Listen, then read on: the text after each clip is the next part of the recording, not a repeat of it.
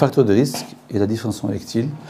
Pour maintenir une bonne érection, il faut savoir qu'il y a une hygiène de vie et il faut éviter certains facteurs de risque. Comme on sait très bien que la dysfonction érectile, la l'étiologie, la physiopathologie de cette érection, comment elle arrive, c'est grâce à un apport vasculaire suffisant.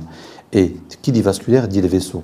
Et vous voyez très bien tous les facteurs de risque qu'on peut avoir, qu'on connaît très bien, pour qui agissent sur le cœur, pour les vaisseaux, pour le cerveau, notamment les facteurs qui entraînent un problème cardiovasculaire, les AVC ischémiques, tout ça.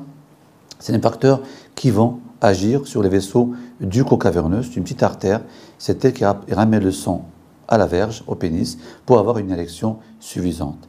Et donc cette artère, c'est la petite artère par rapport à celle du cœur et par rapport à celle du cerveau. Donc environ 1-2 mm. On sait que le cœur, les artères coronaires qui irriguent le cœur, c'est 2-3 mm.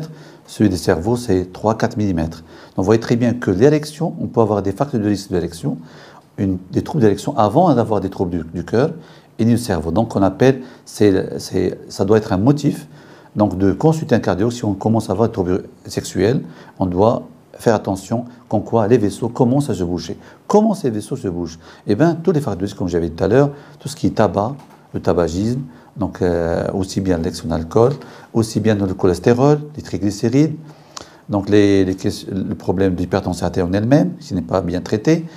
Et tout ceci peut engendrer des lésions des petits vaisseaux, et donc le sang arrivera avec moins de débit, et donc on aura une mauvaise érection, quitte à ne pas avoir d'érection quand il y a des artères qui sont un peu bouchées.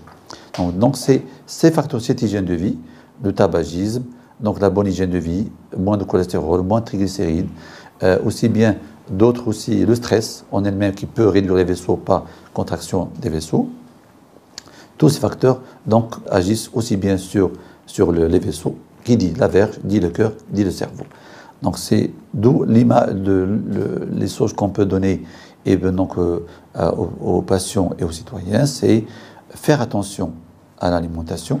Une alimentation saine est très bien. Le tabagisme, c'est très bien qu'il altère les vaisseaux. Donc, et aussi bien donc, le manque de sport aussi, parce que ça réduit la sédentarité et il n'y a pas un hypermétabolisme. Donc il y a une augmentation de fructose dans le foie, tout ça, entre les maladies métaboliques.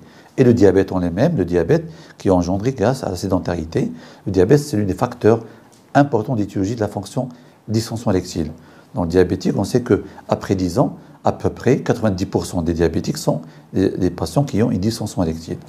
Et donc ceci, vous voyez, donc tous les maladies métaboliques qui engendrent et tous les éléments qui bousillent les vaisseaux peuvent entraîner une dysfonction érectile. Et c'est donc, attention, qui dit vaisseau, dit érection, qui par la suite touchera le cœur et touchera aussi le cerveau. Donc, une bonne prévention, c'est éviter ces facteurs de risque.